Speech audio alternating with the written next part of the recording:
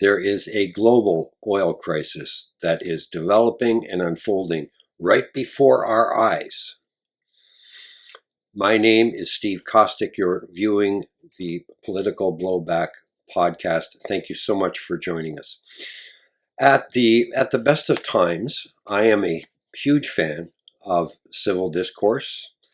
I am a huge fan of interacting with people and the exercise of democracy in a healthy, very, very positive way. And I like to formulate the vast majority of my podcast in that way. Now, what I'm going to do today is very different than what I normally do. Today, I am going to rant. And I feel there's good reason to rant. So if you're looking for a podcast at the moment where you just want someone to tickle your ears and who looks through at the world and at the current situation through rose-colored glasses, this podcast is not for you. Just go to the next one. But if you want to hear some very poignant remarks about the current situation, I'd encourage you to watch this video to the very end. And if you have some form of agreement in it, please consider sharing this video and subscribing to this podcast and giving us a like. That would be very much appreciated. As I just mentioned, I do not look at the world always through rose-colored glasses. Like most of you, I like my moments of optimism. It's how we. It's actually a measure of faith, and you know that things always will get better and will resolve in a positive outcome. And I think that's a very important part of the human existence, is believing in better, believing from an optimistic viewpoint. Having said that, in the face of this oil crisis that was caused by Donald Trump and Benjamin Netanyahu, I'm looking at this not through rose-colored glasses, but I'm looking at it through the lens of reality. I think there is a lot of complacency amongst people the world over. And I think a good part of that is the reason for that is that we are inherently optimistic, and we want to look for the best possible outcome. Our realities, however, I believe, are becoming very, very skewed. And we have powers way more powerful than we are as individuals and as people, who are shaping our viewpoint. And I think that's very, very dangerous. Back on March 1st, March 2nd, March 3rd, Donald Trump came out. I call him Donnie Pom-Poms, as many of you know, because here he is with this optimistic slant on this attack on Iran. And, you know, and his narrative was, well, we have, we are so powerful and we've pretty much wiped out the military already. And, the war is going to be over very soon. I won't say in a week, but it's going to be over very, very soon. And almost every day that he came out and made statements, it was like, oh, the war is over. The war is over. The war is over. And here we are. It's 3 weeks later, and Iran is still launching missiles into fellow Arab countries, and they're launching them into Israel, and they're sending, they've got a very powerful drone capability. And so I don't get off on where he is coming from when he said 3 weeks ago that this was over. Reality dictates a different story. And I've watched many of the pundits from the Middle East who have been largely in agreement. They're saying, look, they can disable the Iran military if they like, which they haven't done yet. Donnie just says they've done that. But the fact is that guerrilla warfare concerning the Strait of Hormuz can go on and on and on. And guerrilla warfare is the hardest thing to eradicate. So you can have these guerrillas who have weapons, who have rocket launchers, who have drones, who can make life hell inside the Strait of Hormuz, even if the United States severely hampers the Iranian military. Here's something by Eric Nuttall.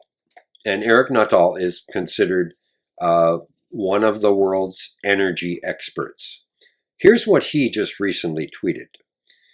The IEA, meaning International Energy Agency, sees what is coming. Oil inventories are drawing down by over 5 million barrels per day. And normalization looks weeks to months away. The world remains overly complacent with just how bad this is. We face the worst energy crisis of our lifetimes.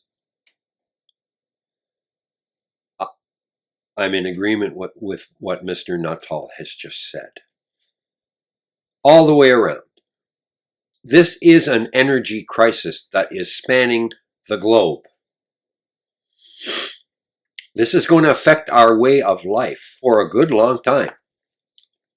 I think Republicans are of the mindset that, well, you know, Donnie Pom-Pom's our hero. He's so suave and debonair and confident. He's going to, along with Benjamin Netanyahu, he's going to wave his magic wand. And in the course of one single afternoon, he's going to wave his magic wand and everything will return to normal in an instant. And once that happens, everybody will be traveling like there's no tomorrow. Everybody will be putting cheap gasoline in their car or their truck. And Marianne and Biff will go on a shopping spree to Macy's, just like they normally do, and they're going to spend copious amounts of money because Donnie waved his magic wand and everything will be restored in an afternoon. What a rose-colored, delusional piece of bullshit that is. This is going to take, as Eric Nuttall described, this is going to take weeks. It's going to take months. And if it gets away from the world, it could take years. The reverberations in the economy. I mean, I was listening to a radio station this morning, and the news announcer said, well, there are concerns in the Middle East that this could be a energy crisis. What does she mean when she says this could be? The horse is out of the barn. There are supply disruptions on a grand scale that have already been occurring. You have airline fuel in the physical market that has sold at peak for about $220 per barrel. You have crude oil, which in the physical market has hit as high as $170 a barrel. And folks, it's rising. It doesn't appear to me it's going down. Now, having a rationale that, well, I'm a Republican, therefore everything should be good because Donnie's in charge. So the price of oil should be dropping any minute now. It could even be this afternoon. No, it can't be. This is going to take a long time to unravel. This has gone on long enough that corporations have got to start factoring their fuel costs into their pricing strategy moving forward. Okay, imagine yourself owning a trucking company that buys 40,000 gallons of fuel a day and uses 40,000 gallons of fuel a day. Now, do you think they're just going to go, oh, well, it's Donnie and Bibi, so we'll just do our part and absorb the cost and let our trucking company go bankrupt? Of course they're not going to do that. They're going to raise your prices. Now, here's a headline of this morning that was in Al Jazeera. Restoring oil and gas supply from the Gulf could take 6 months. And that's from the International Energy Agency chief. Fatih Birol, head of the International Energy Agency, warns that it could take 6 months to restore oil and gas flows from the Gulf, the Financial Times reports. Birol says politicians and markets are underestimating the scale of the disruption to oil and gas infrastructure across the Gulf region. Over the past week, some of the world's largest oil and gas refineries in the Gulf region have been struck by Iran. Here's another one. France sees no obvious short-term end to the Middle East war. France's Foreign Minister Jean-Noel Barrot says he does not see an obvious end to the conflict, but that Paris and its allies should continue to work towards trying to find a lasting solution. These are people who are in the know. These are people who are not living in a world of rose-colored glasses. They are not Republicans. They are not people who are so stuck on ideology that they'll pay through the nose every time they go to the gas pump, and every time they pull out their credit card, they sing a chorus of Donnie, he's our hero. Because that's what's happening. I think it's very, very important that the world wakes up. Here's another headline from Al Jazeera that I picked up this morning. Trump calls NATO members cowards, alleging lack of support. United States President Donald Trump assails NATO over what he views as a lack of support for the U.S.-Israel war against Iran, describing Washington traditional allies as cowards. Okay, you rose-colored Republicans. NATO didn't start this shit. This shit was started by Donald Trump and Benjamin Netanyahu,